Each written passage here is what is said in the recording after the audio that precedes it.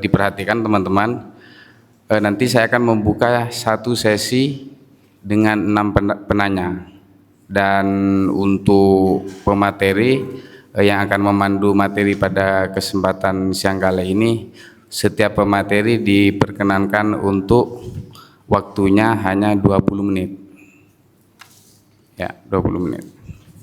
Mungkin pada kesempatan ini akan dimulai dari Dr. Waryani Fajar. Waktu dan tempat kami persilahkan. Izin, Pak.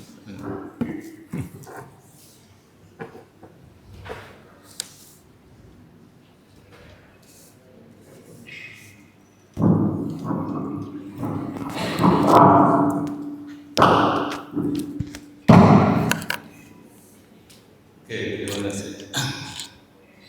Assalamualaikum warahmatullahi taala wabarakatuh. Yang dimuliakan para pejabat yang hadir, ada Pak Kapolri tadi yang sudah meninggalkan tempat, terus kemudian tamu-tamu yang hadir, Pak Nur Jabir, Pak Mas Asmi, Mas Hari, kemudian moderator. Tanpa mengurangi rasa hormat ya, supaya waktu kita efektif, saya akan menyampaikan cerita dulu ya. Tadi saya sudah sempat cerita panjang dengan Pak Berjogir.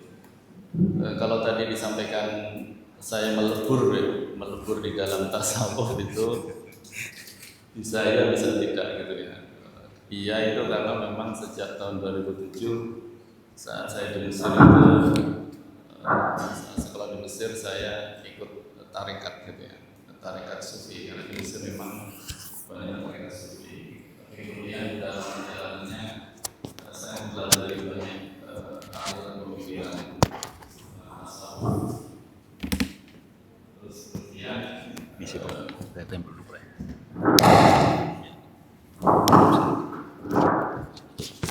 Terus kemudian mengajar di Akidah Filsafat Islam untuk beberapa mata kuliah ilmu tasawuf. Nah, sebenarnya saya tidak terlalu banyak mengenal Rumi saat itu ya, tetapi yang saya kenal adalah mursyid-mursyid tarekat. Yang tentu yang paling utama Syekh Abdul Qadir Al-Jailani. Kalau di dalam tarekat itu ada yang disebut wali kutub ya. Salah satunya Syekh Abdul Qadir Al-Jailani di Baghdad. Nah, sejak itu kemudian saya coba melacak genealogi pemikiran tokoh-tokoh hebat itu seperti apa. Nah, akhirnya ketemulah saya dengan beberapa orang. Sebenarnya saya kenal Rumi tidak membaca Rumi langsung ya, tetapi melalui Anne-Marie Schimmel, seorang orientalis Jerman yang sangat mengagumi Rumi dan Iqbal ya, karena Anne-Marie Schimmel ini pernah mengajar 5 tahun di Turki. Kemudian di situ dia sangat terpesona dengan Maulid Nabi ya, bacaan-bacaan Maulid Nabi, dan ketemulah dia Rumi. Kemudian dia ke Pakistan mempelajari Iqbal, maka melalui Anne-Marie Schimmel itu saya kenal tentang Rumi dan Iqbal. Nah, dari situ kemudian saya melacak Rumi lebih lanjut, begitu ya. Melacak Rumi lebih lanjut, berjumpalah dengan literatur orang-orang Barat yang kemudian mendalami Rumi, dan saya kira hampir tidak ada orang Barat yang tidak mengkaji Rumi. Makanya saya sampai keluar hipotesa, mungkin saya subjektif, bahwa sebenarnya ada 2 orang sufi besar yang menurut saya sampai saat ini paling banyak dikaji. Yang pertama Ibnu Arabi, yang kedua Jalaluddin Rumi. Nah, Ibnu Arabi itu bahkan ada komunitasnya Muhyiddin Ibnu Arabi Society, MIAS ya. Nanti Bapak bisa cek di internet MIAS, begitu nanti akan masuk ke link ahli Ibnu Arabi, mempublikasikan literatur-literatur tentang Ibnu Arabi. Kemudian saya belajar banyak tentang Ibnu Arabi melalui Futuhat dan beberapa karya tentang dia. Tapi saya merasa dengan Ibnu Arabi ada sesuatu yang hilang karena saya hanya pakai otak kiri, kecerdasan rasional dan seterusnya. Maka sebenarnya momentum kita membaca Rumi itu menyeimbangkan ya antara otak kanan kita itu biar berdaya dengan otak kiri. Makanya saat kita wisuda itu tali topi toganya itu kan dipindah ya dari sebelah kiri ke sebelah kanan. Itu saya pahami jangan hanya pakai otak kiri, tapi pakailah juga otak kanan. Nah, otak kiri itu rasionalitas, kritis, gitu-gitu ya. Kemudian daya rasionalitas tinggi. Kalau otak kanan itu sentimental, kreatif, imajinatif, dan lain-lain sebagainya. Maka saya kira posisi Rumi bisa kita letakkan di situ. Nanti saya akan sampaikan dialog Rumi dengan filosof ya, karena pada saat beliau hidup, yang menarik adalah pertemuan dia dengan Sadruddin Konawi. Jadi Sadruddin Konawi ini adalah anak tirinya Ibnu Arabi. Jadi Ibnu Arabi sebelum ke Damaskus menikah di situ, kemudian punya anak tiri namanya Sadruddin Konawi. Makanya Bapak Ibu kalau ingin mendalami Ibnu Arabi, mulailah dari muridnya dulu, jangan langsung orangnya. Nah, salah satu yang terkenal Al-Konawi. Nah, hubungan antara Rumi dan Al-Konawi ini menarik. Sebelum nanti Rumi bertemu dengan Syamsuddin Tabrizi. Nah, kenapa menarik? Karena di situ ada dialektika, ada dialog antara hati dan akal. Jadi saya memberikan simbol kedua tokoh ini adalah dialog hati dan akal. Makanya Rumi sangat menghargai Al-Konawi, tetapi Rumi tidak mengikuti pikiran-pikiran Al-Konawi. Nah, penghormatan Rumi kepada Al-Konawi itu bahkan disampaikan dalam wasiat beliau ketika wafat. Ketika nanti saya wafat, tolong Al-Konawi yang mensolati jenazah saya. Akhirnya Al-Konawi yang mensolati jenazah, tetapi beliau tidak sanggup karena begitu angkat takbir langsung berderai air matanya. Kemudian beliau linglung, jatuh, ditangkap orang di belakangnya, akhirnya mensolati jenazah orang lain. Saking cintanya Al-Konawi kepada Jalaluddin Rumi. Kemudian 1 tahun atau 2 tahun kemudian Al-Konawi wafat. Makanya kalau Bapak Ibu nanti ke Konya, yang paling banyak dikunjungi tentu makomnya Rumi, bukan makomnya Al-Konawi. Makanya di dalam literatur atau sufi-sufi atau syair-syair yang disampaikan Rumi bukan mengkritik, tetapi kalau saya lihat Anda jangan hanya pakai pikiran, tetapi pandulah pikiran itu dengan hati. Sebab kalau kita hidup hanya pakai analisis gitu ya, kehebatan, kemudian cum laude gitu ya. Tetapi tanpa Anda perilakunya baik gitu ya, itu tidak cukup. Maka Indonesia itu kan banyak orang pintar tapi sedikit orang benar. Apakah yang masuk KPK itu tidak orang pintar ya? Tetapi ternyata itu kegagalan kampus saya kira, karena hanya menginjeksikan rasionalitas tapi melupakan spiritualitas. Bahasa saya mengedepankan otak ya, akal, tetapi melupakan hati. Makanya di dalam syair-syair Rumi yang nanti Mas Nur Jabir akan menyampaikan aslinya, redaksinya dalam bahasa Persia. Dan mohon maaf teman-teman yang ingin nulis Rumi harus belajar bahasa Persia dulu, supaya nanti sumber datanya itu otentik gitu ya. Jangan terjemahan. Kalau terjemahan jangan ditulis. Nah, nanti Mas Nur Jabir bisa jadi pembimbingnya, pembimbing skripsi atau tesis yang mau mengkaji Masnavi, Filimavi dan lain-lain. Nah, makanya kalau kita baca misalnya puisi-puisi dia yang mengkritik pikiran gitu ya, itu sangat menarik. Bukan berarti tidak boleh berpikir, tetapi pikiran kamu itu jangan sendirikan, itu harus dipandu oleh hati. Dan saya kira posisi Rumi ada di situ. Makanya teman-teman, saya berharap saat nanti keluar ruangan ini, dampak yang nyata di dalam pikiran kita itu pakailah hati, nah gitu, selain pikiran, nah gitu ya. Kadang makanya ada juga orang pintar nggak pakai hati. Mengkorupsi itu kan pintar tapi nggak pakai hati, karena dia nggak merasakan betapa pedihnya orang yang tidak bisa makan karena dikorupsi. Misalnya dia bilang, rebahkan pikiranmu. Jangan biarkan ia menjatuhkan bayang atas rembulan hatimu. Pemikiran, biarkan ia pergi. Tidurkan pikiranmu. Jangan biarkan ia selimuti rembulan hatimu. Bahkan secara ekstrim dia sampaikan, jual pikiranmu. Beli ketakjuban. Kepintaran hanyalah opini. Ketakjuban adalah intuisi. Terus dia bilang pikiran itu hanya untuk berdagang, tapi hati untuk mencintai Tuhan. Makanya kalau saya membaca nanti multi tafsir ya, artinya setiap sajak tentu multi tafsirnya macam-macam. Tetapi kalau saya membaca dia, saya merasa Rumi itu menghantam saya gitu ya. Makanya di dalam biografi Rumi dia sampaikan, kalau Anda ingin membaca Rumi, dia sampaikan 3 hal saja. Saya mentah, saya ditempa, saya terbakar. Jadi itu menunjukkan kronologi hidup dia. Jadi kalau kita bicara Rumi itu bagaimana sih? Rumi itu juga tidak sekali jadi, dia mengalami masa mentah. Ya. Jadi bahasa-bahasanya bahasa-bahasa yang kita kenal. Saya mentah, saya ditempa, saya terbakar. Nah saya tidak tahu masa di sini sudah masa apa, ditempa atau masih mentah atau enggak terbakar-bakar. Nah, mentah itu mungkin dalam arti proses beliau masih belajar ya. Ketika tadi disampaikan Pak Widi hijrah dari Balkhang ke Konya, kemudian ditempa ya mungkin ketemu guru-guru beliau, ya banyak guru-guru beliau dan yang paling utama saya kira Syamsuddin Tabrizi. Makanya posisi kita harus sampai titik terbakar gitu. Makanya di dalam tradisi Sufi Persia nanti ada yang disebut 4 penyair sufi yang sering disebut sebagai tonggak utama perspektif penyair sufi Persia. Orang sebutnya biasanya 3, satu Hakim Sana'i, yang kedua Fariduddin Al-Attar, yang ketiga Jalaluddin Rumi.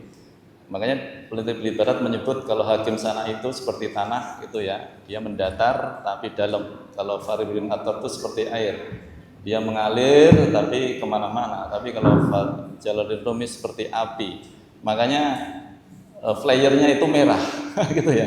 Flyer acara kita itu kan merah. Itu artinya membakar gitu ya. Membakar bukan berarti secara fisik, tetapi cintanya sudah nggak tertahan lagi. Makanya saran saya kepada teman-teman yang berada di sini, menempuh jalan spiritual itu jangan tidak pakai guru ya. Makanya Rumi bertemu dengan Syamsuddin Tabrizi itu kalau saya maknai Anda nggak bisa sendiri menempuh jalan spiritual itu. Maka pesan saya, carilah guru yang betul-betul bisa membimbing Anda.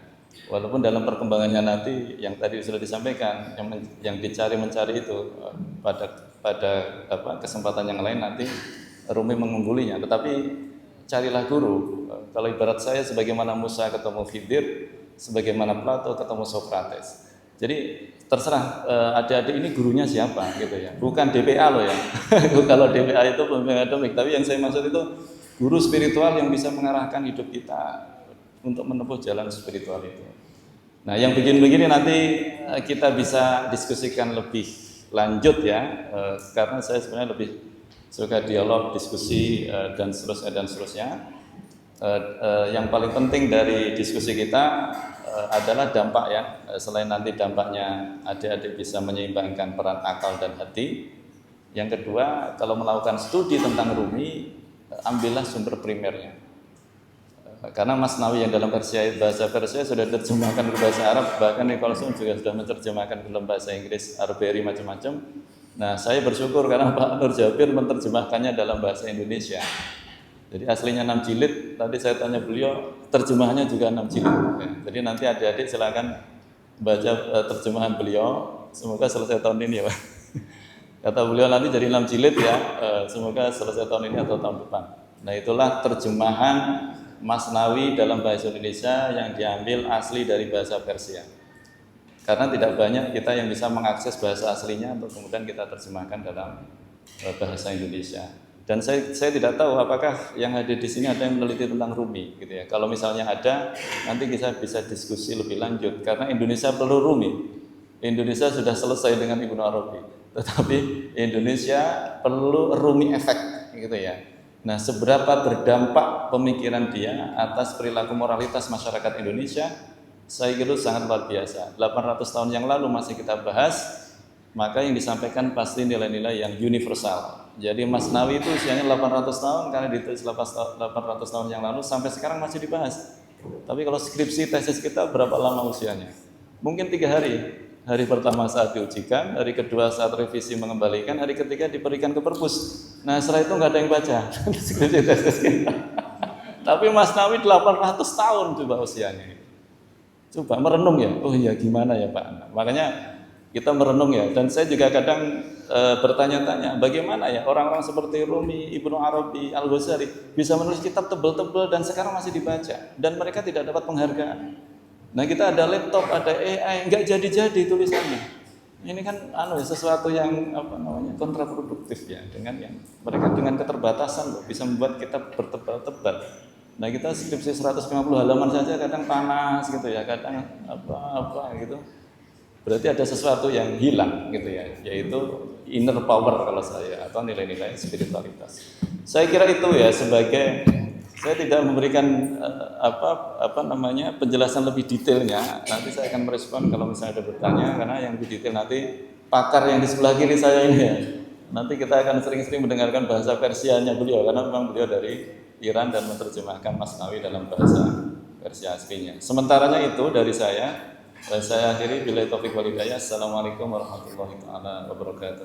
Waalaikumsalam warahmatullahi wabarakatuh. Sebelum memasuki pemateri kedua, Rumi itu pernah berkata, akal dan hati itu bertengkar, tak pelak hatilah yang menjadi pemenangnya.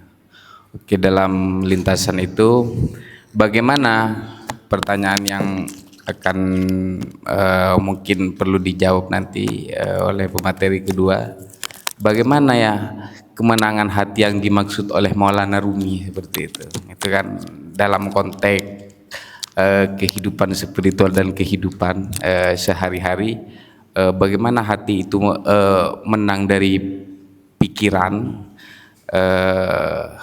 di era yang semakin dipengaruhi AI dan lain sebagainya, ataukah hati yang dimaksud Rumi itu ada unsur kesadaran. Makanya di awal tadi saya mengatakan pengalaman dari tasawuf yang dikatakan oleh Haidar Bakir sintetik intuitif seperti itu. Mungkin Pak Muhammad Nur Jabir yang akan memberikan ulasan lebih detail setelah Pak Fajar menjelaskan konsep-konsep metodologisnya. Kemudian Pak Muhammad Nur Jabir yang akan memberikan sisi pengalaman lebih detail tentang Masnawi, fihi ma fihi, dan bagaimana kerinduan Rumi ketika ditinggalkan oleh Samsuddin Tabrisi itu sendiri. Mungkin kepada Pak Muhammad Nur Jabir waktu dan tempat, monggo dipersilakan.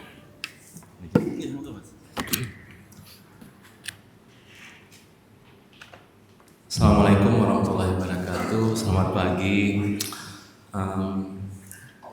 Pertama-tama yang saya muliakan, yang saya hormati Bapak Dr. Munawar Ahmad yang tadi hadir, kemudian yang mewakili Pak Dekan, kemudian yang saya muliakan Bapak Dr. Muhammad Fahtan, Ketua Magister Akidah dan Filsafat Islam, Kak Haryanto sebagai moderator, Mas Andi Hari dan Bapak Dr. Wardiani Fajar Rianto, dan juga Kak Nani sebagai Direktur Kirana Budi Rumi, dan teman-teman sekalian yang sudah hadir dalam pagi hari ini. Alhamdulillah, saya sangat bahagia sekali pagi hari ini kita bisa silaturahim berkomunikasi dengan teman-teman sekalian. Suatu karunia yang luar biasa saya pribadi. Untuk kedua kalinya saya ke UIN, masih bicara tentang Rumi. Saya kemarin kiranya membahas filsafat kehidupan menurut Rumi. Saya sudah sediakan PDF-nya. Saya terjemahkan dari Ghazal Maulana Jauddin Rumi. Tapi dari tadi Bapak Wakil Dekan dan juga baik moderator dan samping kanan saya ahli sufi juga berbicara tentang metodologi. Jadi mungkin saya akan merespon beberapa yang sudah disampaikan. Bapak Wakil tadi menyampaikan dengan fase dalam bahasa Persia Beshnu Asnei Chun Hikoyat Mikunat Zidaliho Shikoyat Mikunat Keas Niston Marobobedian Martuzan Nolidian, yang sebenarnya dalam bahasa Persia disebut dengan Neinome atau menjadi mukaddimah dalam Masnawi yang 6 jilid. Jadi Neinome ini 34 bait, tapi 34 bait ini sudah banyak sekali komentar syarah yang dibuat oleh para penggiat Maulana Rumi dalam pemikirannya dalam Masnawi. Ada bahkan dalam 34 bait ini menjadi 2 jilid buku. Itu disebut dengan Neinome atau kisah tentang seruling, bagaimana Maulana Jalaluddin Rumi mengisahkan manusia atau insan kamil itu dalam yakni seruling bambu. Seperti yang dijelaskan oleh Bapak Dekan tadi, memang benar sekali. Dia banyak filosofi yang terkandung tentang Nei. Dan Pak Doktor juga tadi menjelaskan tentang satu syair Rumi sebagai metodologi Rumi, Khombudam Puhtesudam Shokhtam, dalam bahasa Persianya, kemudian diterjemahkan dulu aku mentah, kemudian matang lalu terbakar. Ini satu proses Maulana Jalaluddin Rumi dalam kehidupannya. Kalau kita lihat dalam sesi kehidupannya, seperti yang dijelaskan tadi, beliau diasuh oleh ayahnya Bahuddin Wadat, kemudian di usia 25 tahun ayah beliau meninggal, kemudian diasuh oleh murid ayahnya Muhaqqiq Tirmizi. Dan Muhaqqiq Tirmizi ini berpesan kepada Rumi ketika ayahnya meninggal, Rumi, kau telah mendapatkan seluruh pengetahuan dari ayahmu kecuali satu. Jadi kecuali satu, tapi Muhaqqiq Tirmizi tidak meneruskan apa itu satu itu, hingga ketemu dengan Syams Tabriz. Waktu itu Rumi di usia 40 tahun dan Syams di usia 60 tahun.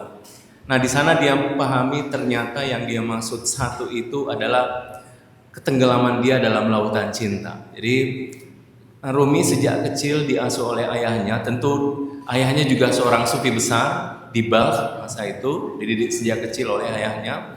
Karena itu Rumi memang dipersiapkan oleh ayahnya untuk menjadi sufi besar, dan sempat ketemu dengan Attar Nizabur ketika dia keluar dari Balkh karena penyerangan Mongol. Dia harus meninggalkan Balkh.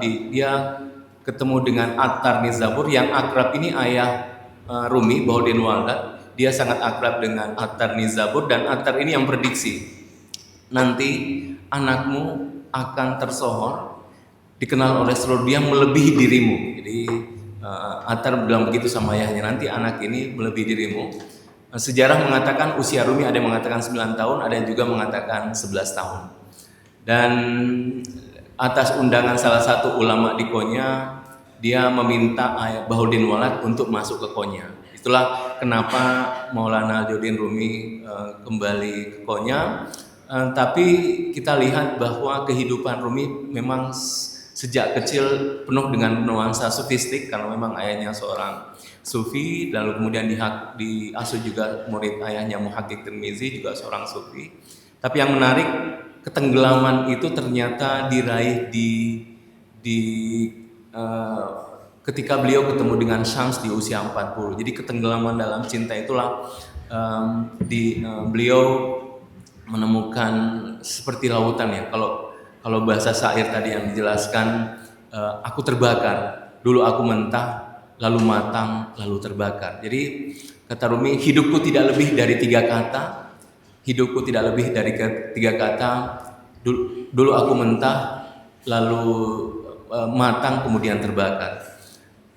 Di usia kecil itu bisa disebut dengan mentah. Di usia remaja melahirkan satu karya juga yang sudah diterjemahkan sekarang ini, Majelis Sab'ah sudah diterjemahkan. Tahun lalu sudah diterjemahkan Majelis Sab'ah. Itu buku-buku sebelum ketemu dengan Syams. Fi Mafi juga sebelum ketemu dengan Syams. Nah, 2 karya besar setelah ketemu dengan Syams itu adalah Ghazal dan Masnawi. Jadi kalau tadi moderator bertanya bagaimana pengaruh Syams, ya pertama kali mempengaruhi Syams itu adalah Rumi berpindah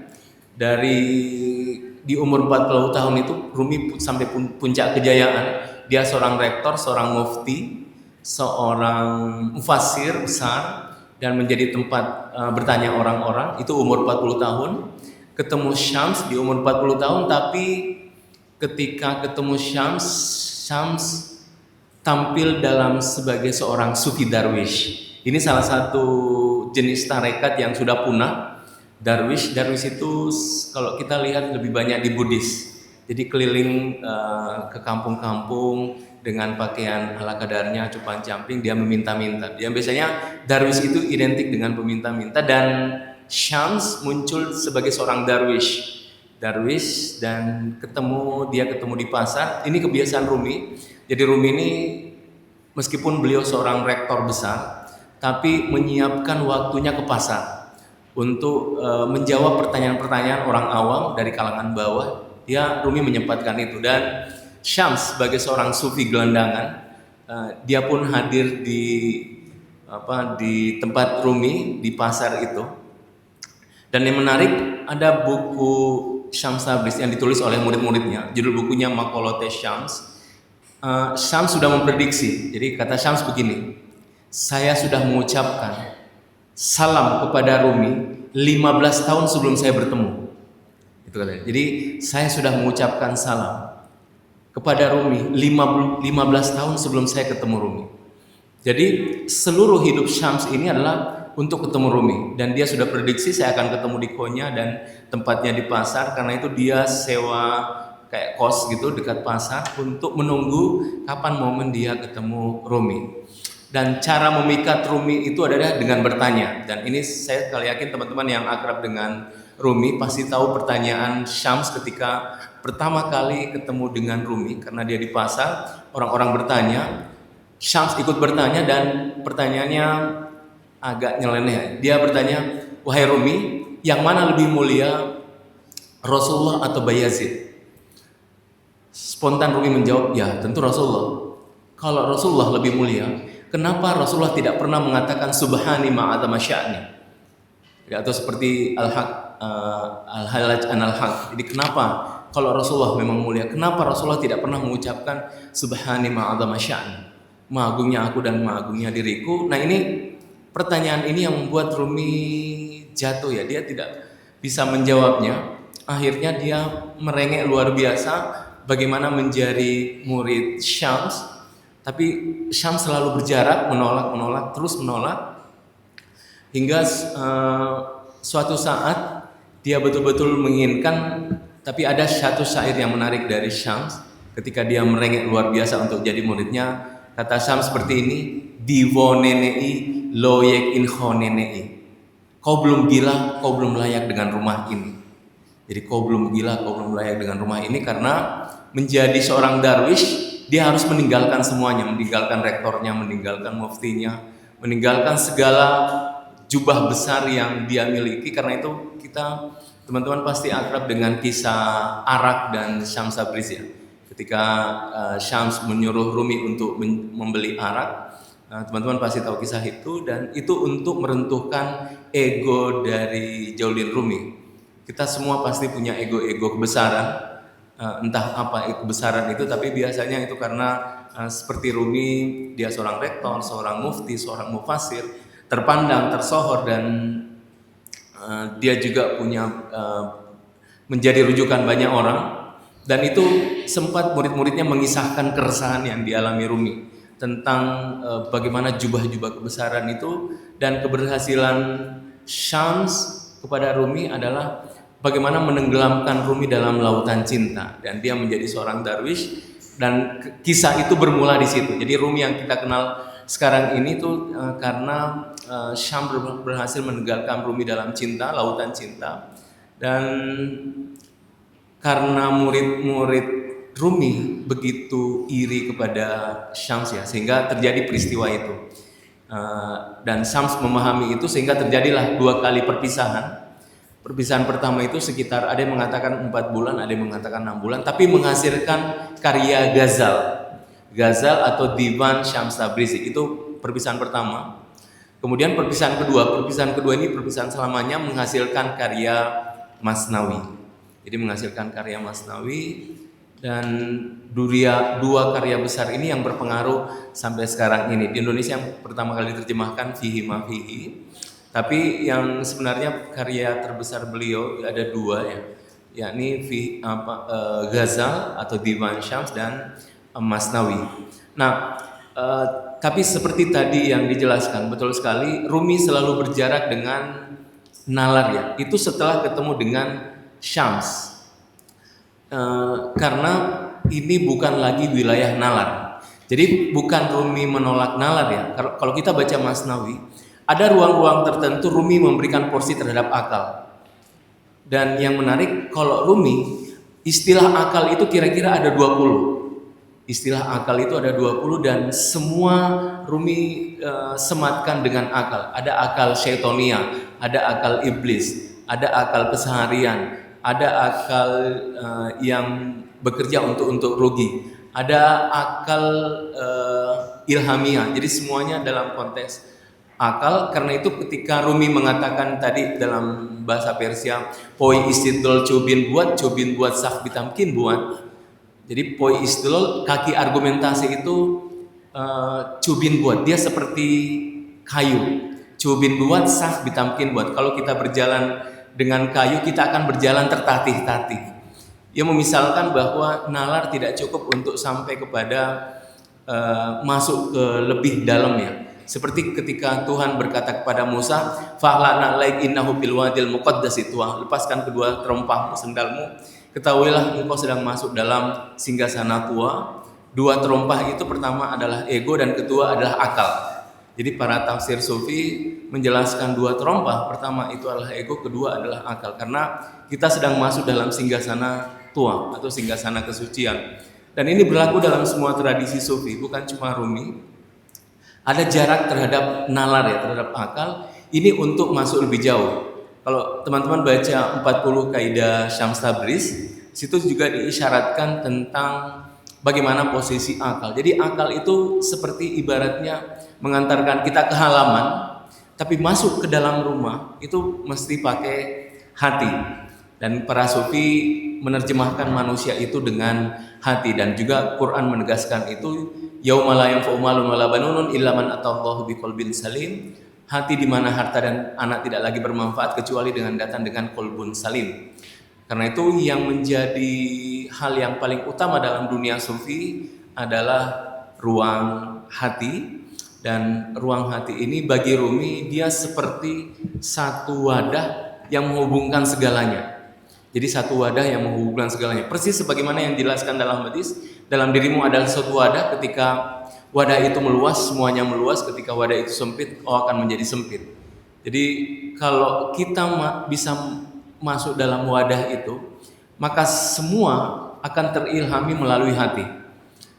Nalar saya menjadi hati, imajinasi saya menjadi hati, tutur saya menjadi hati ketika masuk dalam ruang hati. Karena qalbul mu'min arsyur rahman, hati orang mukmin adalah arasy ilahi. Dia menjadi satu poros utama untuk menjadi menampung tajalli ilahi. Dan Quran juga menegaskan, ma ja'alallahu qalbain fi jawfi. Tuhan tidak menciptakan dua hati dalam diri manusia.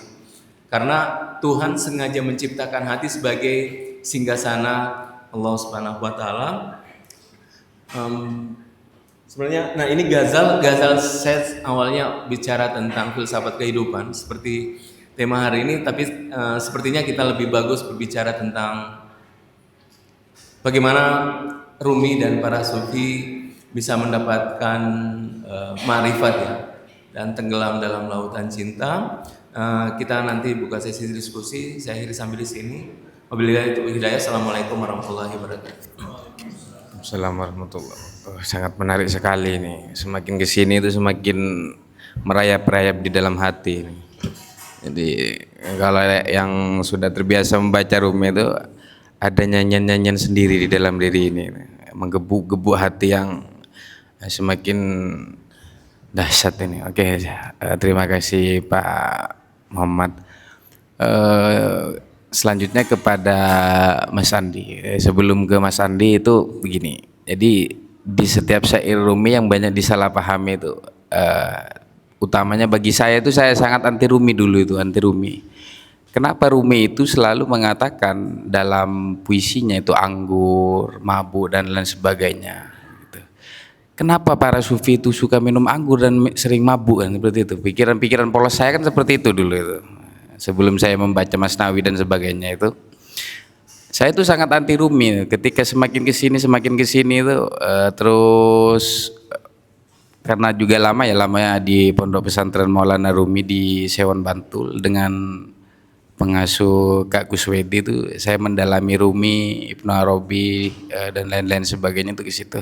Jadi ketika saya mendengar Rumi itu kan saya tidak bisa itu menahan kerinduan, tidak bisa sekali gitu.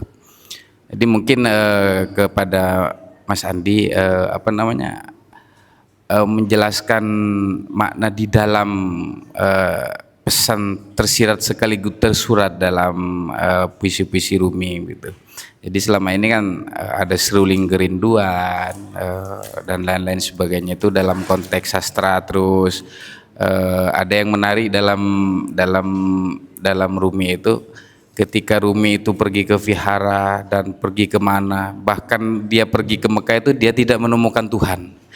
Tetapi Rumi itu ketika aku menengok ke dalam hatiku ternyata engkau bersemayam di sana. Jadi kan idiom dan pesan-pesan ini kan perlu dibongkar sebongkar-bongkarnya gitu. Mungkin kepada Mas Andi waktu dan tempat dipersilakan. Bismillahirrahmanirrahim. Assalamualaikum warahmatullahi wabarakatuh. Yang kami hormati guru-guru kami, Pak Kaprodi, juga tadi Pak Ahmad Munawar yang mewakili Pak Robi. Sebenarnya saya dijebak datang ke sini. Awalnya saya kira jadi panelis tuh duduk di depan terus hanya menanggapi gitu. Ternyata menjadi narasumber. Saya kaget gitu. Yang pertama perkenalkan, saya Andi Hari, dulu kuliah di Ferdowsi University of Mashhad, jurusan literatur dan linguistik Persia. Sekarang sedang S2 di jurusan kajian budaya dan media UGM. Dulu bareng Pak Robi juga, Pak Robi S3-nya di situ. Kemudian ternyata lumayan berat gitu yang harus saya sampaikan, yang dipeseni tadi membongkar lebih mendalam gitu, justru malah melanjutkan yang disampaikan oleh guru-guru kami. Jadi kami di sini juga sangat malu gitu sebenarnya untuk bicara di hadapan banyak orang yang lebih tahu gitu. Statusnya kan juga saya masih mahasiswa gitu ya. Mungkin saya buka dengan bait awal di pembukaan Mas Nafi yang tadi sudah disebut beberapa kali, mulai dari sambutannya Pak Ahmad Munawar sampai Ustadz Nur Jabir. Bishnu inne chun shekoyat mikonat asjudoiho hekoyat mikonat. Di share screen tadi ada nggak ya Mbak? Yang ini, aduh kecil ya. Terjemahannya itu ini yang bahasa Persianya aja. Nah, itu bahasa Persianya, yang sebelah kiri itu terjemahan Inggrisnya. Yang kayak Arab itu diperbisa yang bahasa Persia. Bener kok. Yang paling atas. Nah, dengarkan seruling ini menyampaikan seruling ini sedang sedih dan seruling ini menyampaikan kegelisahan, kesedihan atas perpisahan kita. Dari satu bait ini aja sudah sangat banyak yang bisa kemudian kita pelajari ya. Dan mungkin valid atau mungkin relevan gitu untuk teman-teman. Yang pertama, di sini secara konotatif gitu ya yang disampaikan oleh dosen kami dulu, Rumi menganalogikan dirinya menjadi si seruling ini. Seruling ini yang nantinya kemudian akan ditiup oleh Tuhan gitu ya untuk membunyikan suara-suaranya ini, keindahannya. Seruling itu yang tadi juga sudah disampaikan Pak Ahmad itu harus dicabut dulu gitu, kemudian dibentuk. Sama seperti dalam teologi Islam, manusia itu awalnya dalam status atau dalam kondisi satu dengan pencipta dan kemudian dia terpisahkan. Itu yang pertama. Yang kedua, seruling itu kan, misalnya teman-teman bayangkan kayu itu kan harus dibolongin gitu, tengahnya harus kopong untuk bisa ditiup gitu ya. Ini sedikit banyak sebuah gambaran gitu, sebuah visual yang kemudian diberikan oleh Rumi. Kenapa kok harus kosong gitu, supaya bisa ditiup, sama kaitannya dengan manusia yang harus mengosongkan dirinya gitu, agar kemudian ilahi gitu bisa masuk. Sama seperti seruling itu juga harus bolong agar bisa ditiup. Kalau kayu masih ada dalamnya kan nggak bisa ditiup gitu. Kalau itu baru dalam bait pertama. Kemudian kalau dilanjutkan ada beberapa syair-syair bait-bait selanjutnya gitu ya. Misalnya, atau nggak usah puisi ding, nanti kepanjangan. Apa lagi? Yang tadi sudah banyak disebutkan juga, Pak Fajar juga sudah menyampaikan bahwa epistemologi kedua ini atau jalan tasawuf, dan dari tadi sudah dibahas, itu merupakan cara untuk mengenal gitu ya. Dan caranya itu dengan seperti yang tadi Rumi sampaikan juga, dengan mengosongkan diri gitu, dengan menghapus keakuan gitu, dengan menghapus nafs, menghapus ego gitu, agar Tuhannya bisa hadir atau ilahi kemudian bisa hadir. Mungkin kalau dianalogikan lain, manusia itu dalamnya ibarat cermin, jadi harus dikosongkan, dibersihkan agar cahaya itu bisa masuk gitu dan terbiaskan ke dalam diri kita gitu. Kalau dalam tubuh kita masih masih banyak isinya, cahaya kemudian tidak bisa terpantulkan gitu, tidak bisa terbiaskan, sehingga perlu ada penghapusan nafs gitu, penghapusan diri saya sendiri gitu. Namun kemudian di era sekarang ini sangat sulit gitu menghapus diri saya sendiri gitu, mengosongkan diri. Saya sendiri pun mengalami kesulitan yang besar gitu. Misalnya kita berkaca di Instagram, di media sosial, di dunia kita sehari-hari, kita itu tidak didorong untuk menghapus diri loh. Kita ini tidak didorong untuk mengosongkan diri, untuk merenung ke dalam, tapi justru kita didorong untuk mengartikulasikan diri kita gitu, mengidentitaskan. Di Instagram itu teman-teman disuruh pasang foto profil, disuruh menjelaskan Anda itu siapa di bio Instagram. Kayak bio Instagram saya itu isinya saya pelajar, saya pedagang, dan saya tukang hobi gitu. Jadi banyak keakuan yang harus dihidupi gitu oleh teman-teman. Itu baru Instagram, belum LinkedIn. LinkedIn itu teman-teman disuruh masang kerja di mana, kuliah di mana. Jadi kemudian ada suatu tabrakan gitu, ada collision antara filsafat hidup Rumi ini dengan kehidupan sekarang yang syarat akan simbol-simbol gitu. Kita itu dipaksa menyimbolkan diri menjadi apa? Oh, saya Islam, saya pakai peci gitu. Apalagi kalau pejabat harus menyimbolkan dirinya gitu, memberi simbol. Misalnya Guy Debord itu Prancis, itu dia menyampaikan di tesisnya The Society of Spectacle bahwa dunia sekarang ini sudah berubah menjadi tontonan gitu.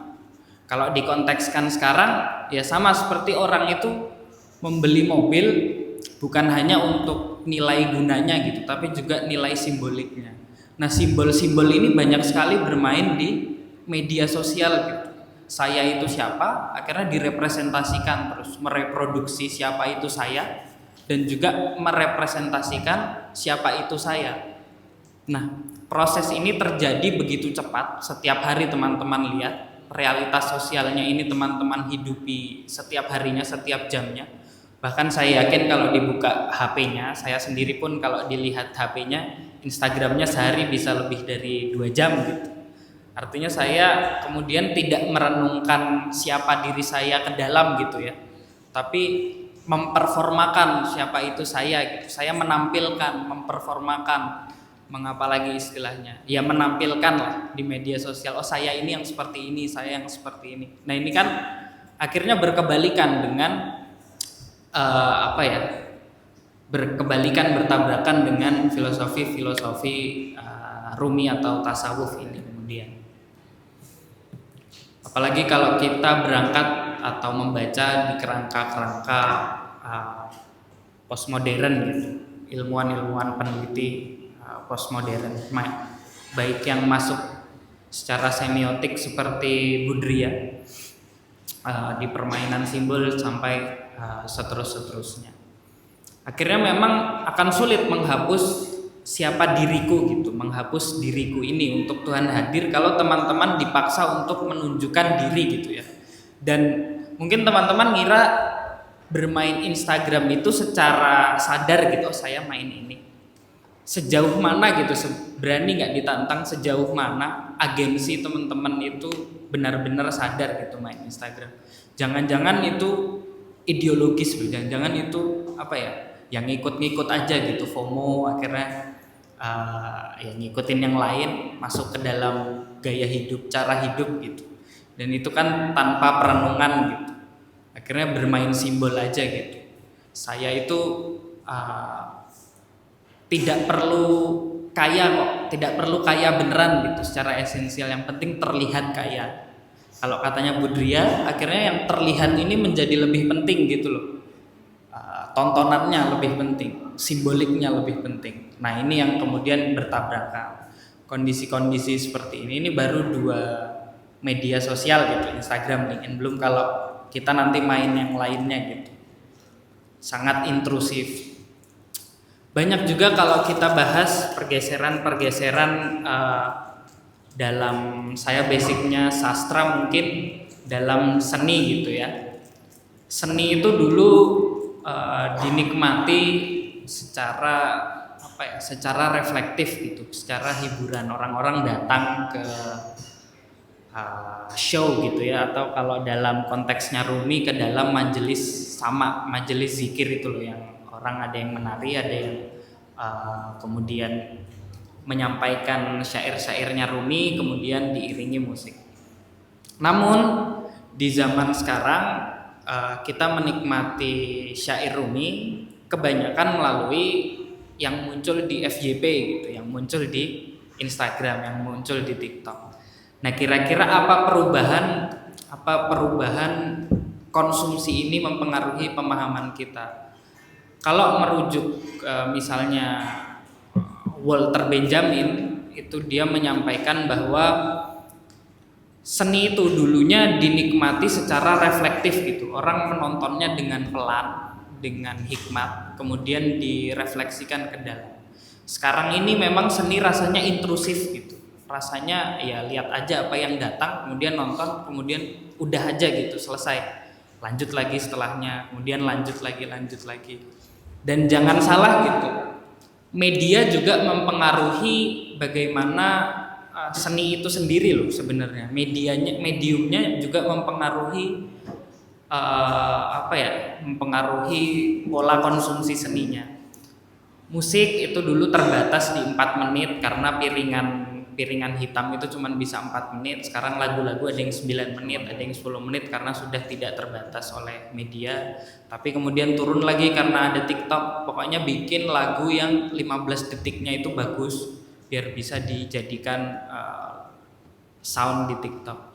Nah, kemudian ada banyak masalah-masalah seperti ini yang kemudian menghalangi kita sebagai generasi muda, atau saya sendiri gitu, yang menghalangi saya sendiri untuk merefleksikan ke dalam gitu.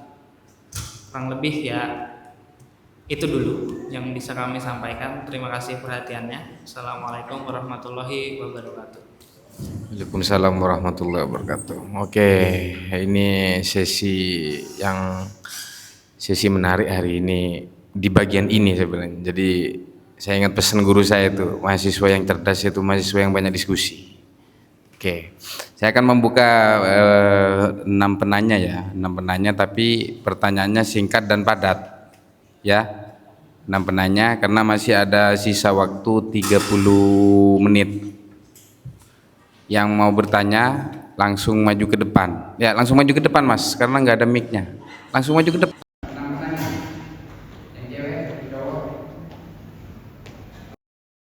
Mic-nya nggak ini soalnya.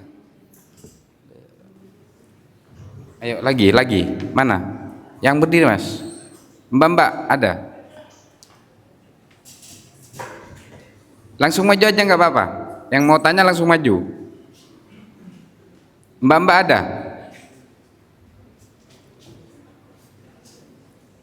Enggak?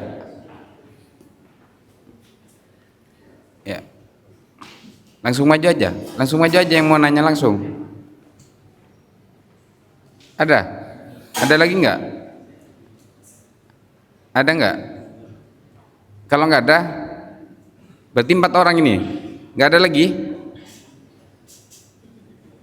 Oh.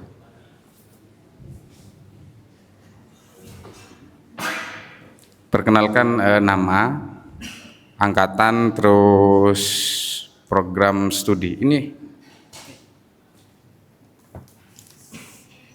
Terima kasih kepada moderator. Perkenalkan nama saya Fijar David, ya, asal dari Sulawesi Tengah. Sekarang jadi mahasiswa Akidah dan Filsafat Islam, magister ya. Sebelumnya izin kepada senior saya, Kak Ahmad, bertanya. Ini langsung aja pertanyaannya. Mungkin pada dua narasumber ya, yang menjadi satu problem tersendiri dalam paradigma saya, pemikiran saya ya. Yaitu pertama pada pertanyaan yang apa yang disampaikan oleh Pak Fajar itu, yaitu bagaimana rasionalitas dan hati itu bisa terhubung.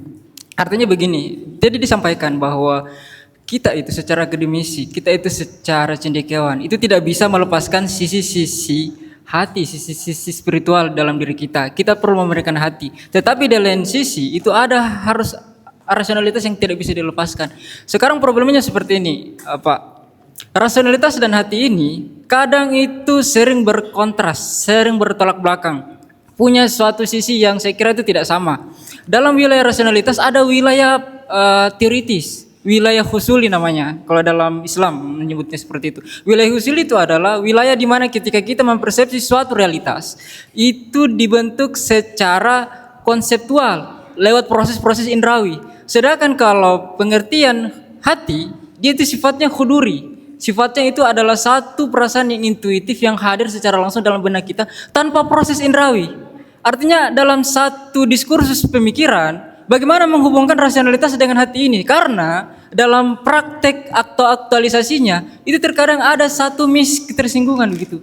Jangan-jangan yang dimaksud dengan ketika bicara persoalan perhubungan itu pemaknaan, itu bicara moralitas. Ya saya memaknai, ini adalah benar saya maknai, tapi melepaskan sisi rasionalitas. Kemudian untuk pertanyaan yang kedua, untuk Pak Ustadz Nur Jabir, ada problem tentang bagaimana kita akan disuruh untuk bisa memahami satu yang hakiki. Persoalan bagaimana kita menemukan satu tajalli gitu, mempersepsi satu realitas yang hakiki. Di sini kan ada satu problem ya saya kira, untuk bisa melepaskan akal sebagai satu asumsi supaya kita bisa sampai kepada realitas yang hakiki itu kan, kita perlu melepaskan daya teoritis, kita perlu melepaskan daya akal supaya realitas hakiki itu masuk dalam jiwa kita.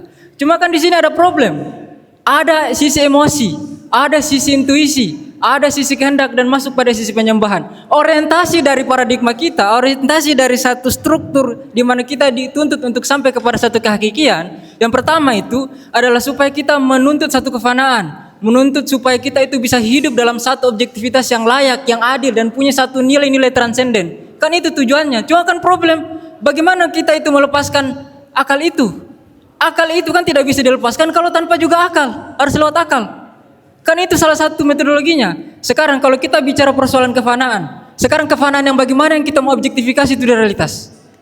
Kefanaan artinya meniadakan diri kita, ya artinya tindakan kita tindakan Tuhan. Lantas kalau tindakan kita tindakan Tuhan, di mana subjektivitas kita, di mana diri kita? Apakah sepenuhnya kita menghilangkan diri kita? Kan saya kira ini adalah satu problem yang sangat perlu untuk dikuras lebih mendalam gitu. Selalu dipelajari secara lebih terstruktur. Kan? Ya mungkin itu saja yang bisa saya sampaikan. Terima kasih, mohon maaf sekali lagi pertanyaan. Terima kasih.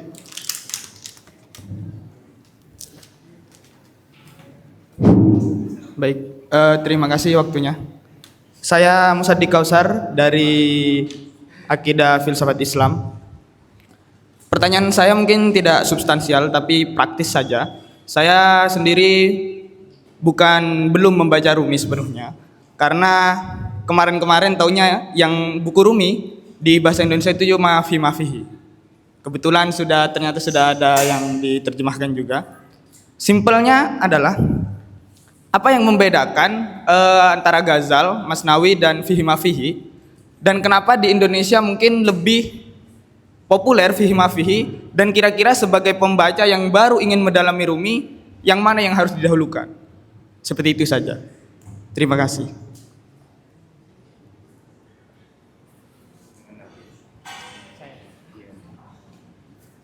Ya, sebelumnya saya Alfi Nazrul Kamil, mahasiswa baru di Prodi Akidah Filsafat Islam. Saya punya keresahan soal permasalahan pengosongan diri tadi. Aku dihilangkan, dikosongkan. Dan ada juga kan ya tradisi konsep mutu qobla tamut itu ya, matikan dirimu sebelum kamu mati. Keresahan saya terletak nanti kalau akunya ini kosong, akunya ini hilang atau bahkan musnah, itu siapa nanti yang mengenal Tuhan itu? Siapa nanti yang bermuajah dengan Tuhan itu? Kemudian jika akunya ini kosong, jika akunya ini nggak ada, nanti tugas manusia sebagai khalifah, ya, ini jailun fil ardi khalifah itu bagaimana? Ya, itu aja mungkin. Terima kasih.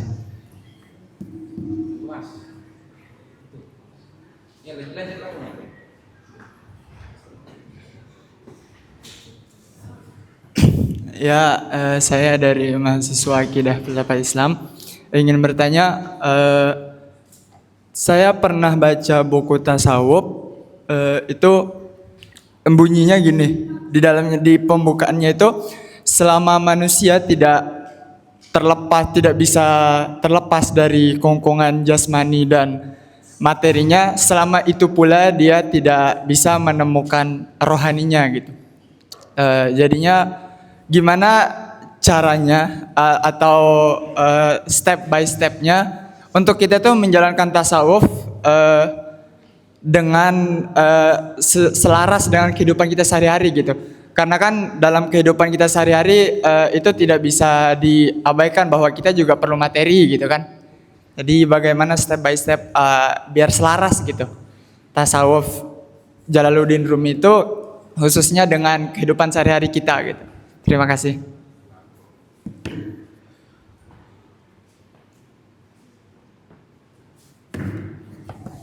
Assalamualaikum warahmatullahi wabarakatuh. Saya Maulana Malik Pak dari Akidah Filsafat Angkatan 24. Pertanyaan saya gimana Mas? S1 Pak. Pertanyaan saya simpel menyinggung tadi Bapak yang di tengah tentang simbol. Kalau Rumi bilang kan perpisahan hanya untuk orang-orang yang mencintai dengan matanya. Karena manusia yang mencintai dengan hati dan jiwanya, mereka tidak akan pernah merasakan perpisahan. Jadi saya ingin menanyakan bahwasanya kita di era digital sekarang, banyak manusia yang mementingkan simbol-simbol tadi hanya dengan memamerkan yang mungkin barangkali tidak ada maknanya sama sekali. Sekarang banyak di era digital konten-konten sampah semuanya, yang akhirnya ya tidak merartikan apa saja. Artinya bahwasanya apa yang dikatakan Rumi ini memang betul-betul merepresentasikan zaman sekarang. Artinya menurut saya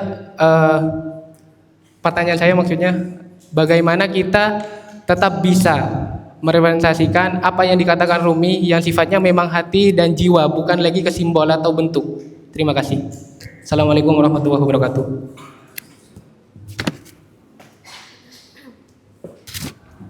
Baik, Assalamualaikum warahmatullahi wabarakatuh. Terima kasih atas waktunya.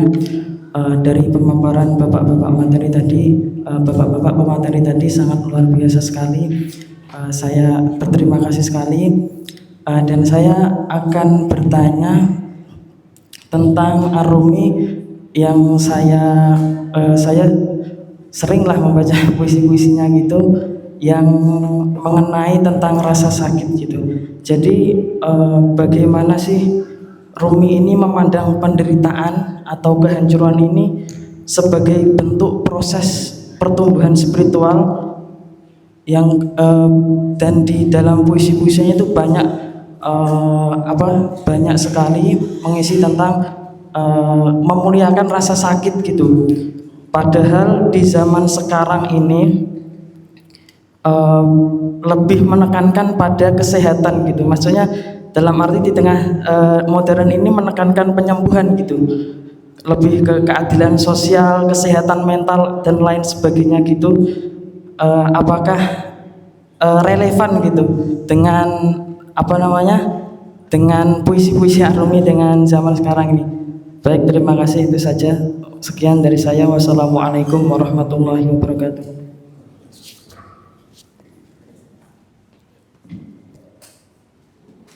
Oke, terima kasih teman-teman. Bisa ditarik kesimpulan ada dari 6 penanya itu bisa saya simpulkan menjadi 3 pertanyaan. Satu, berkenaan dengan persoalan metodologis rasionalitas sebagaimana yang dijelaskan tadi oleh Dr. Fajar Waryani. Itu berbau metodologis banget ya yang tadi itu. Terus yang kedua itu lebih kepada konteksnya bagaimana sih ketika saya kosong, sifat kemanusiaan yang seharusnya manusia menjadi khalifah itu seolah-olah ini mempertautkan antara identitas keakuan sebagai manusia yang sifatnya sosial dan identitas manusia yang sifatnya spiritual seperti itu. Selebihnya yang ketiga itu lebih kepada berbau sastra seperti itu.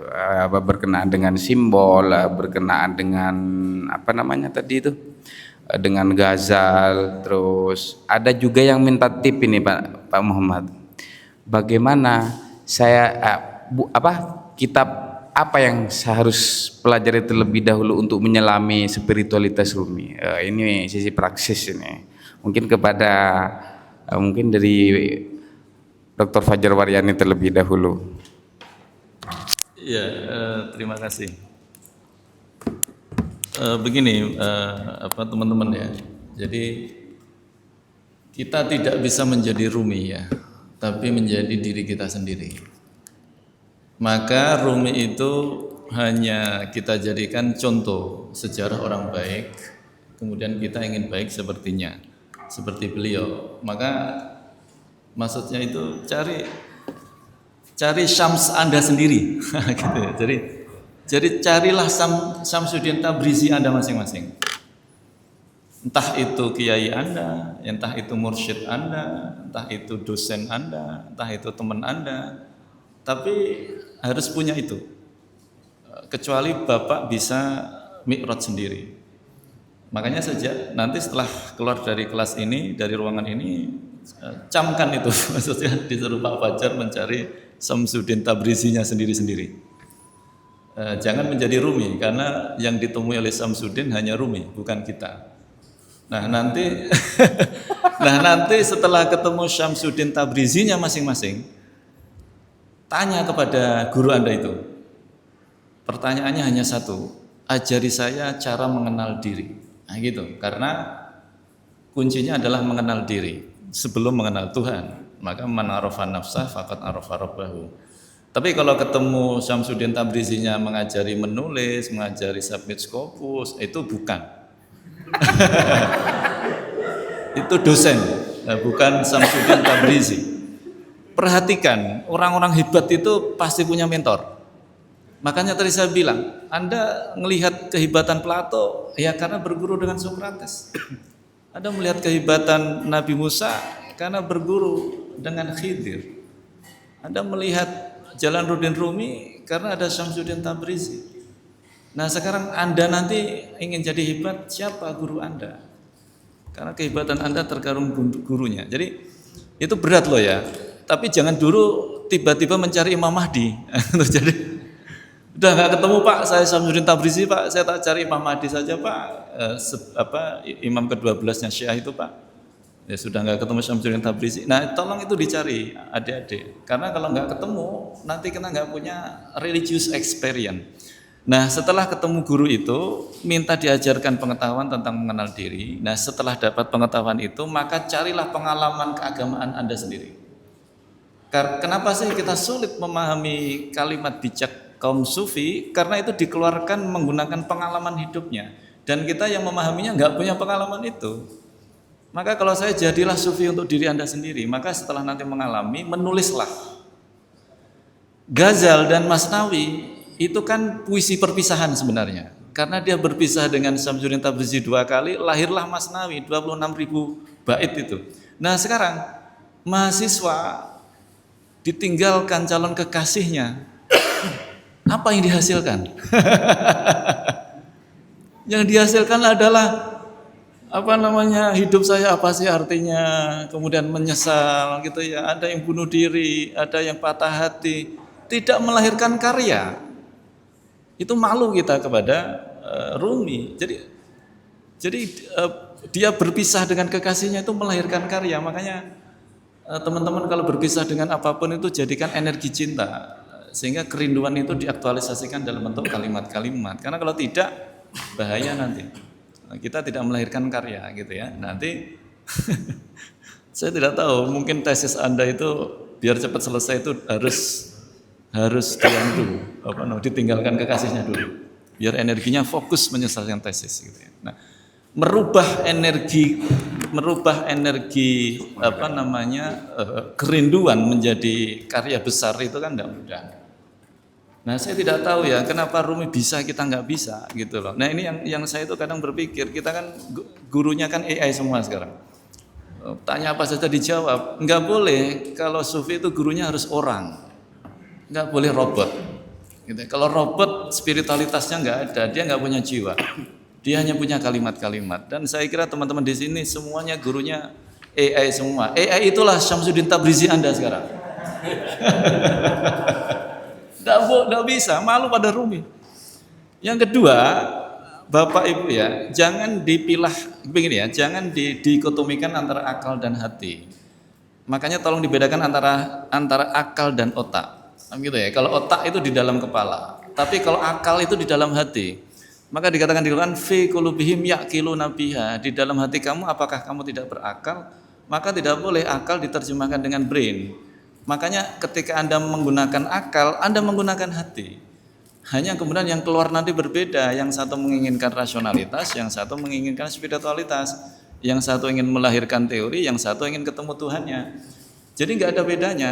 Nah, simpel saja, kebaikan ya, suaranya lembut, ya, tidak menghardik orang, ya, sopan santun, itu saya kira cukup menggunakan hati. Tidak perlu kita definisikan hati yang bagaimana. Misalnya terlambat mahasiswa, mohon maaf Pak Fajar, kami terlambat karena itu sudah cukup pakai hati, tidak perlu kemudian apa itu hati. Tapi kan moralitas itu nggak ada di kita sekarang. Kita sekarang kan nirmoralitas gitu ya, sopan santun, adab. Kan dulu orang tua kita bilang, Anda kuliah di Jogja itu kan nasihatnya hanya 2, hati-hati di jalan, Anda jadi orang yang tahu diri. Nah, itu kan tinggi ilmu itu.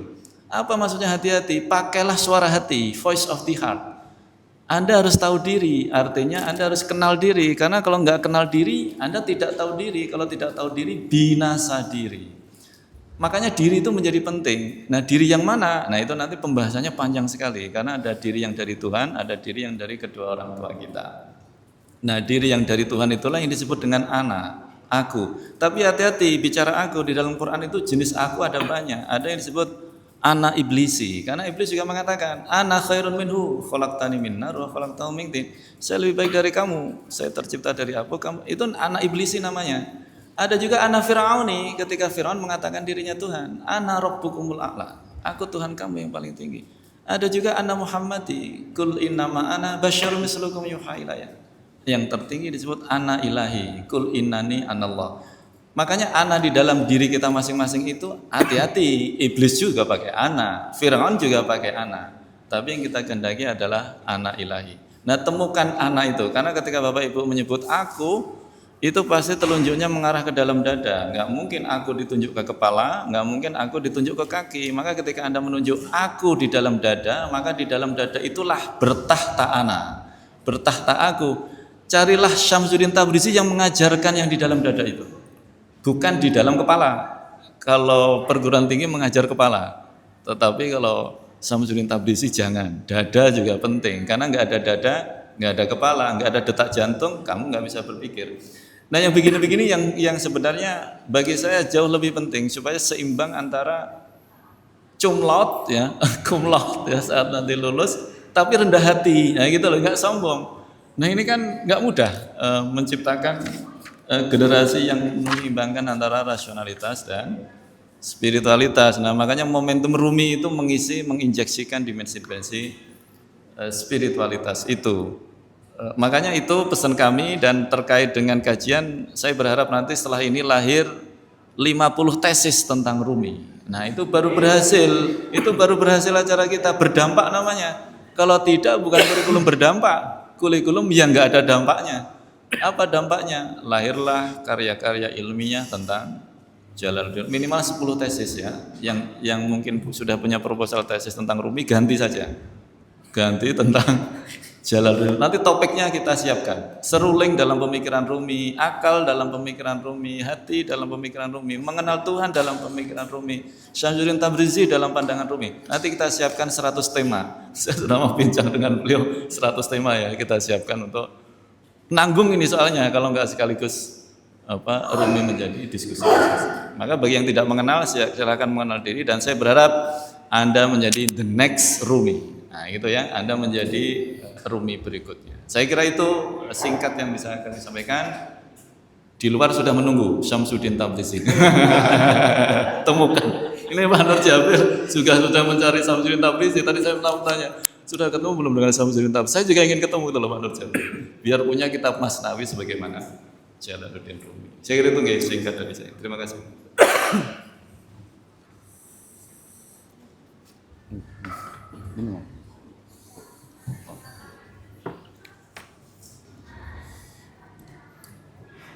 Ya, terima kasih atas pertanyaannya. Yang pertama saya ingin menjawab mungkin perbedaan Ghazaliyat, kemudian Masnavi, dan apalagi tadi Fihi Mafihi ya. Fihi Mafihi itu yang paling populer di Indonesia gitu ya, yang disampaikan. Mungkin bisa jadi karena penerjemahannya Fihi Mafihi itu yang paling mudah. Bentuknya Fihi Mafihi itu prosa gitu, dia bukan puisi, jabarannya langsung uraian, penjelasan gitu. Ada penjelasan tentang misalnya kaidah-kaidah sufisme itu seperti apa, langsung dijelaskan. Beda dengan Masnavi dan Ghazal. Masnavi dan Ghazal itu puisi berbait, yang satu baitnya terdiri dari 2 kalimat gitu ya. Jadi lebih syarat akan makna-makna semiotik. Ada penggunaan simbolisme, banyak penggunaan alegori, penggunaan double meaning, penggunaan banyak gitu, untuk menyampaikan maknanya. Karena mediumnya memang seperti itu, jadi ada perbedaan media. Kemudian lebih dalam lagi perbedaan Masnavi dan Ghazal. Kalau Masnavi itu panjang, kalau yang Masnavi Maknawi yang punyanya Rumi itu 25.635. Itu dia dengan lagu yang sama, dengan cara pembacaan yang sama. Misalnya fa'ala gitu, sama terus 4 kali. Seperti yang tadi disampaikan, bukan hanya akhirnya yang sama, tapi nadanya sama semua gitu. 25.600 tadi sampai akhir. Kalau Ghazal itu isinya kumpulan puisi gitu, kumpulan puisi-puisi. Terus kemudian saya diberi pertanyaan, di era digital bagaimana tetap bisa lanjut. Di era digital bagaimana tetap bisa menyelaraskan Rumi dengan kehidupan kita gitu ya. Saya mengutip Pak Fajar, di luar ada Syams Tabrizi gitu. Nah mungkin sedikit kalau mau teoritik begitu ya, Rumi itu menyampaikan, ntar saya cari ini Masnawi bait ke 15 potongan kedua. Pas suhan kutoh boyat wassalam. Omongan itu jangan terlalu panjang, wassalam gitu.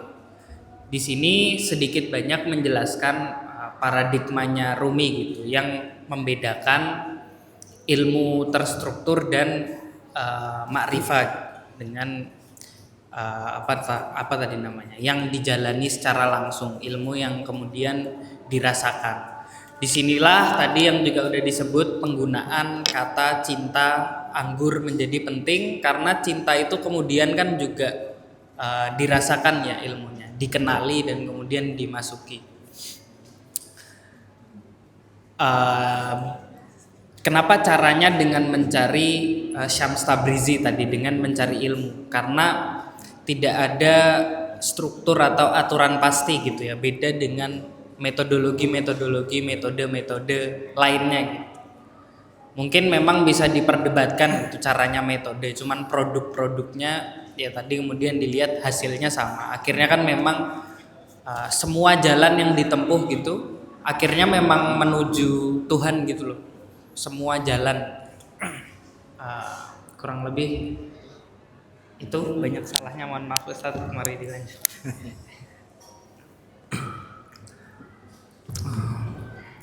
Terima kasih banyak pertanyaannya. Pertanyaan tentang akal dan hati, saya memulai para sufi mengkategori tentang jihad. Biasanya yang kita dengar ada dua, ada jihad asgar, jihad akbar, jihad kecil, jihad besar. Nah, para sufi menambahkan satu, di tengah-tengahnya ada jihad ausat, jihad kecil, jihad pertengahan, dan jihad akbar.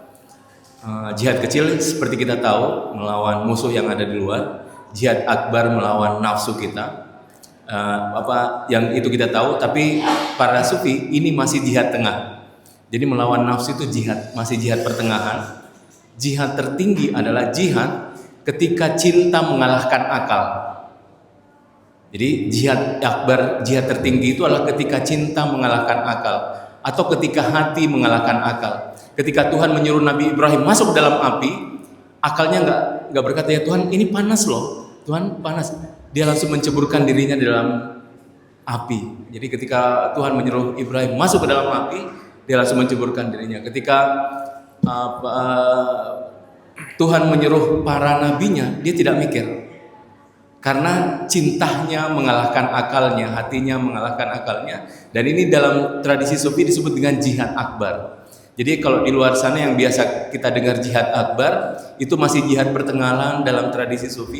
Jihad akbar itulah yang disebut dengan ketika cinta mengalahkan akal atau ketika hati mengalahkan akal. Dan ini yang kita lihat seperti terlihat paradoks ya. Terlihat paradoks antara akal dengan hati, tapi seperti yang tadi dijelaskan oleh Pak Doktor, bahwa ketika masuk dalam tradisi sufi, akal menjadi instrumen yang paling penting. Karena itu dalam Al-Quran, lahum qulubun la yafqahuna biha, mereka punya hati tapi tidak digunakan untuk tafakkuh, untuk kontemplasi, untuk berpikir. Hati merupakan ruang juga untuk kita bisa tafakkur, dan nanti justru akalnya belajar ke hati. Jadi ini bukan memperlawankan antara akal dengan hati, tapi justru nanti ketika sampai puncaknya justru akal menerima sumber dari hati. Kalau dalam tradisi sadra disebut dengan akal mustafad, akal yang paling tinggi. Tapi kalau dalam tradisi sufi ini masih disebut hati, ketika akal kemudian belajar kepada hatinya. Nah, karena itu sebenarnya bukan memperlawankan kalau dalam tradisi sufi, tetapi nanti semua elemen dalam diri batin manusia itu semuanya belajar ke hati. Akalnya belajar ke hati, khayalnya belajar ke hati, wahamnya belajar ke hati, indranya belajar ke hati. Makanya dalam hadis dijelaskan, siapa yang ikhlas selama 40 hari, maka kami akan ilhamkan kepada dirinya suatu hikmah yang mengalir dari hatinya menuju lisannya. kan dari hatinya menuju lisannya, dan ini menunjukkan sebenarnya kenapa para sufi meletakkan hati menjadi sumber yang paling penting di dalam diri manusia. Dan ketika seseorang fana, bukan berarti akunya hilang ya. Jadi ada syair Rumi seperti ini, aku bukan aku meskipun aku adalah aku, tapi aku adalah aku meskipun aku bukan aku. Walaupun aku adalah aku, tapi aku bukan aku. Zahir batinku adalah aku, tapi zahir batinku adalah engkau. Dia bukan dualitas yang terpisah, tetapi fana itu adalah ketika Tuhan merenggut seluruh eksistensi yang kita miliki, termasuk indera kita. Makanya ada dalam tradisi sufi disebut hadis kurbun nawafil. Hadis ini biasa disebut dengan hadis kurbun nawafil. Hadisnya seperti ini: ketika seorang hamba ingin dekat kepadaku, dia beribadah kepadaku. Ketika dia beribadah kepadaku, dia mencintaiku.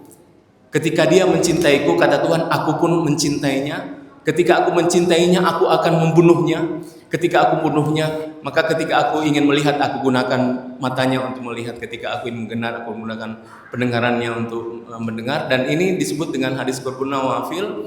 Dan karena itu fana bukan sebenarnya menghilangkan keakuan, tetapi manusia kala itu transenden, akunya itu menjadi menyatu dengan ilahi. Menarik kalau kita masuk dalam ayat Al-Quran ketika terkait dengan Rasulullah, wa ma ramaita iz ramaita walakinnallaha rama. Wahai Rasulullah, bukan engkau yang melempar ketika engkau melempar, walakinnallaha rama. Sejak awal Tuhan menafikan, bukan engkau ketika engkau. Wa ma ramaita iz ramaita, bukan engkau yang melempar ketika engkau melempar, bukan engkau ketika engkau. Jadi menafikan karena dia fana, tapi sekaligus mengiyakan, bukan engkau ketika engkau, walakinnallaha rama, tetapi Allah yang melempar. Dan ini adalah satu puncak kesadaran manusia di mana dia fana dengan Tuhan, tetapi dia tetap kehilangan dirinya, khususnya dalam fana zati. Jadi kalau kita kenapa Hallaj mengatakan anal haq? Karena dia sampai kepada puncak penyaksian. Dan para sufi menjelaskan ketika manusia menyaksikan, yang dia saksikan adalah dia menyaksikan dirinya dalam cermin Tuhan. Jadi ini bahasanya, ketika para sufi menyaksikan, dia menyaksikan dirinya dalam cermin Tuhan. Jadi ketika dia sampai pada makom itu, Hallaj bingung, kalau begitu yang saya mana, siapa Tuhan? Sehingga muncullah anal haq. Karena dalam disebut kalau dalam tradisi sufi makom hairo, makom ketakjuban karena dia melihat dirinya dalam cermin Tuhan, sehingga muncullah seperti itu. Jadi fana sama sekali bukan menghilangkan aku, tetapi akunya menjadi transenden. Dia akan menyatu dengan ilahi. Jadi bukan melepaskan akal ya, tetapi nanti akalnya justru tenggelam dalam hatinya. Jadi seperti yang kita tahu, nanti yang menjadi persepsinya adalah hati. Jadi hati itu menjadi persepsi yang luar biasa. Jadi kalau selama ini kita menafikan hati, mempersesuskan akal dengan hati, karena seolah-olah hati ini tidak punya persepsi ya, tidak punya indera mempersepsi, tapi dalam tradisi dia adalah suatu hal yang utama dalam diri manusia ketika dia menjadi sesuatu yang bisa dibersihkan dengan melalui proses riyadhah dan tazkiyatun nafs. Nah ini menjawab Salifah. Nah, bagaimana kalau orang yang terkungkung dalam jismani, dia tidak terhubung dengan nafsu rohani? Nanti di akhir bait Neinome, nanti di sana dia menjelaskan bahwa kebanyakan kita tenggelam dalam nikmat dunia. Jadi sebenarnya persoalannya ketenggelaman kita dalam nikmat. Kenapa kita mau berbuat maksiat? Karena maksiat itu nikmat. Tanpa maksiat itu nikmat, kita tidak mungkin melakukan maksiat. Karena maksiat itu nikmat sehingga kita mau melakukan satu maksiat ya. Kenapa? Karena kita tenggelam dalam nikmat dunia seperti itu. Makanya betul sekali, selama kita ketenggelaman dalam dunia material itu dalam bentuk nikmat, maka kita pasti berjarak dengan dimensi rohania. Tapi ketika kita mampu mengolah tubuh ini, justru menjadi sesuatu kendaraan yang paling baik untuk menuju Tuhan. Kalau kita perhatikan syariat-syariat kita, semua melibatkan tubuh ya. Kalau syariat semua melibatkan tubuh. Puasa melibatkan tubuh. Sholat kita bergerak, tubuh ikut. Hanya satu yang tidak melibatkan tubuh, yaitu disebut dengan zikir hati, zikir kolbu. Hanya itu yang tidak melibatkan tubuh, tapi lainnya semuanya melibatkan tubuh untuk menjelaskan bahwa tubuh adalah kendaraan terbaik untuk mendidik ruhani. Jadi mendidik ruhani itu melalui tubuh. Itu fungsi dari syariat, karena itu dalam hadis dijelaskan asy-syariah hiya riyadhah. Syariat itu adalah riyadhah. Dan sedikit menambahkan kenapa fihi ma fihi lebih terkenal, seperti tadi dijelaskan, dia mudah, dan fihi ma fihi itu sebenarnya bukan tulisan langsung Rumi, itu diedit oleh murid-muridnya. Jadi itu mirip buku Majalis Sab'ah, buku yang ditulis oleh murid-muridnya, kemudian Rumi yang mengedit. Termasuk fihi ma fihi itu adalah kumpulan dari tulisan muridnya, lalu kemudian diedit oleh Maulana Jalaluddin Rumi. Jadi yang karya yang memang yang lebih populer, yang lebih masterpiece Maulana Rumi itu ada dua, Ghazal dan Masnawi. Nah, kenapa lebih dahulu terjemahkan Mafi? Karena seperti dijelaskan mudah, sedangkan Masnawi khususnya Ghazal itu sangat sulit karena hampir semua pengalaman batin itu ada di Ghazal. Makanya bahasanya lebih rumit daripada Masnawi. Kalau teman-teman baca Masnawi itu lebih mudah karena dia kisah-kisah, dan di tengah kisah-kisah itulah Rumi mensisipkan kaidah-kaidah sofistiknya. Terima kasih. Oke, terima kasih kepada ketiga pemateri. Mungkin tidak ada yang bisa saya simpulkan dari Rumi ini, tidak bisa simpulkan gitu. Tapi secara teoritis Rumi ini adalah sebuah pintu, di mana pintu itu membuka diri selebar-lebarnya. Jika kita masuk, kita akan menemukan sesuatu yang keberlimpahan gitu. Jadi ada statementnya Pak Fajar tadi itu. Jadi beliau siap mendampingi 50 orang untuk menulis tesis tentang Rumi. Ya, itu statement yang berarti 50 lagi 50 100 berarti siap mendampingi. Jadi ini sangat menarik. Statement seperti ini mahasiswa itu mulai besok langsung ngadep ke beliau-beliau, Pak, saya pengen seruling Rumi. Itu kan membaca Rumi dari serulingnya begitu kan, ada puisi seruling, idiomnya dipahami, itu banyak sekali tentang Rumi. Jadi semoga dengan belajar filsafat kehidupan Maulana Rumi kita bisa memahami bahwasanya tasawuf memiliki peran yang lebih dalam hasanah pemikiran Islam. Jika selama ini tasawuf ditolak oleh kelompok-kelompok tertentu, itu adalah bagian dari keanekaragaman dunia, seperti itu.